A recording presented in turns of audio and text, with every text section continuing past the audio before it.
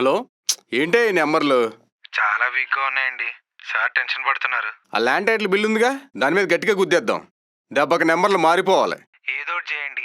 కావాలంటే వాడితో పని అవదు కానీ పెట్టి పంపిమ్మను. ఓకే సార్, మీరు మాత్రం డోంట్ వరీ, మై హూనా. తడుగుడ్డేసుకుని తొంగండి. Welcome to yellow news. మీ కళ్ళు పచ్చగా మా గుండె వెచ్చగాకు స్వాగతం. ల్యాండ్ టైటిల్ గుండె హెడల్. అసలేం జరుగుతుంది ఈ రాష్ట్రంలో? ఒకవైపు ఎలక్షన్లు, మరోవైపు ఎమోషన్లు. ఒక్కోసారి ఈ రాష్ట్రం ఏమైపోతుందో అని భయమేస్తుంది. ల్యాండ్ టైటిలింగ్ స్కామ్ తీసుకొచ్చి జనాల్ని మోసం చేసి వాళ్ళ భూములను ఆక్రమించేస్తున్న అక్రమ ప్రభుత్వం. నువ్వు చూసావా? ఎక్స్క్యూజ్ మీ, నువ్వు చూసావా అని అడుగుతున్నాను నేను. లేదు, నాకు తెలుసు. మరి చూడకుండా తెలియకుండా ఎలా చెప్తారు నువ్వు? అసలేంటండి ప్రాబ్లమ్?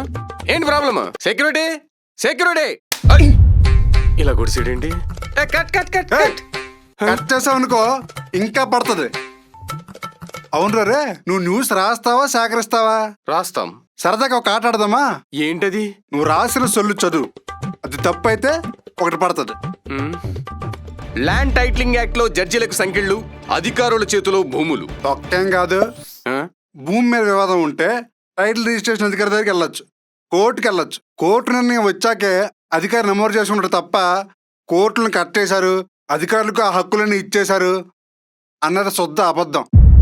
ఆ తర్వాత భూ హక్కులు హరించారు, ప్రజల ఆస్తులకు ఎసరు పెట్టారు. పాత వ్యవస్థను అప్గ్రేడ్ చేసి కొత్త విధానంలో రీసర్వే చేయించి మీ భూమిలో అప్డేట్ చేసి ఆస్తులను కాపాడే వాడికి చట్టభద్రత కల్పిస్తుంటే నీకు ఇష్టం వచ్చినట్టు మాట్లాడతావు. అయినా ఇప్పుడు జరిగేది రీసర్వేరా. 1907 తర్వాత ఇప్పుడే జరుగుతోంది. దానికి టైటిలింగ్ యాక్ట్ కి తేడా తెలియకపోతే తప్పు కదా. నెక్స్ట్ భూ యజమానులకు కన్నీళ్లు, కబ్జాదారులకు కనక వర్షాలు. బా, మీరు చేసిన పెంటంతా అవతల పార్టీ నెత్తిన రుద్రం మానరా మీరు? అప్పుడు బాబు ఉన్నప్పుడే వెబ్లాండ్ విధానం పెట్టి ఇదిగా నిశానిగాల్లాగా రికార్డులన్నీ తప్పులు తడకలు రాసి ఎవరి ల్యాండ్ మీద ఎవరి టైటిల్ ఉందో అర్థం కాకుండా చేశారు. ఇప్పుడు జగనన్న కొత్త విధానంలో ఈ సమస్యలే లేకపోగా కబ్జాలు కాకుండా కరెక్ట్ పట్టాలు ఇస్తుంటే కన్నీళ్లు, కనక వర్షాలు అనే రైమింగ్లు, సొల్లు ఇంకేం రాసుకొచ్చావు? భూమిని తాకట్టు పెట్టుకుంటే ప్రభుత్వానికి చెప్పాలట, మన అప్పుల వివరాలన్నీ పట్టబయలు చేయాలట. ఇది ప్రభుత్వమా? శబాష్, బాగా చెప్పారా. నువ్వే ఒక భూమి కొన్నావనుకో, ఆ అమ్మినోడు ఆ భూమి మీద అప్పులు చేసి నీకు అమ్మి జారుకున్నాడు అనుకో, ఏం చేస్తావు? కేసు వేస్తాం. అవసరం లేకుండా ముందే చెప్తే అమ్మేవాడికి కొనేవాడికి క్లారిటీ ఉంటుందిగా. మరి నీకు నొప్పేంట్రా? ఫారెన్ దేశాల్లో కూడా ఉంది. మన దేశంలో నీతి ఆయోగ్ ఇచ్చిన నిబంధనల ప్రకారమే తయారు చేసింది. ప్రెసిడెంట్ గారు కూడా ఆమోదం ఇచ్చారు. మీ పచ్చ పార్టీగా లేసిన ఉచ్చు నుంచి బయటికి తేడం గారు ఈ విధానం అంతా. అయినా బీజేపీ మీకు కొత్త చుట్టం కదా, దమ్ముంటే పోయి వాళ్ళని అడగండి, జగనన్నని కాదు. ఇంకేముందా? ఎందుకు లేవు? మీ ల్యాండ్ మీద నిరూపించుకోవాలట. 2 ఏళ్లలో అవ్వకపోతే మీ ల్యాండ్ గోవింద. చీకట్లో సర్వేలట, వాళ్ళకే వాటిని కట్టబెడతారట. అసలు రే, నీ భూమి పోయిందా? లేదు. మీ వాళ్ళది ఎవరిదైనా పోయిందా? నో. పోనీ ఎవరిదన్నా పోయినట్టు ఉన్నావా? జగనన్న లాక్కుండా అని చెప్పారా? లేదే. మరి ఎందుకురా సొల్లు చెప్తావు? భూమి మీద వివాదం ఉంటే పరిష్కరించి రిజిస్టర్లో పెడతారు. వివాదం లేకపోతే డైరెక్ట్ గా వాళ్ళే రిజిస్టర్లో పెడతారు. ఎవడి భూమి మీద వాడి హక్కును పోనెవరు, ఎవడి చేతుల్లోనూ మోసపోనెవరు. మరి ఎవడైనా వచ్చి భూమి నాదంటే కోర్టుకు పోనివ్వకుండా అధికారులే జడ్జిలైపోతారా? పోనీ చచ్చి చెడి కోర్టుకు పోయి ఆర్డర్ తెస్తే 15 రోజుల్లోపు చెప్పబోతే చల్లదా? నీ కడుపు మంట నాకు అర్థమైంది.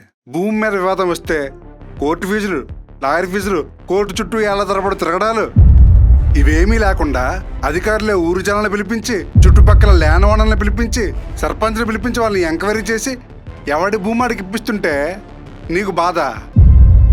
కోర్టు ఆర్డర్ వచ్చాక అధికారులకు చూపిస్తేనే కదా రిజిస్టర్ చేసేది.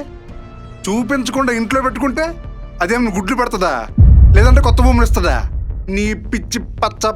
సరే, ఎవను పడితే వాణ్ణి టీఆర్ఓగా పెట్టేసి జడ్జిలాగా ఆ అధికారులే పెదరాయడ రేంజ్లో ఫీల్ అవుతుంటే ఏమంటారు దాన్ని?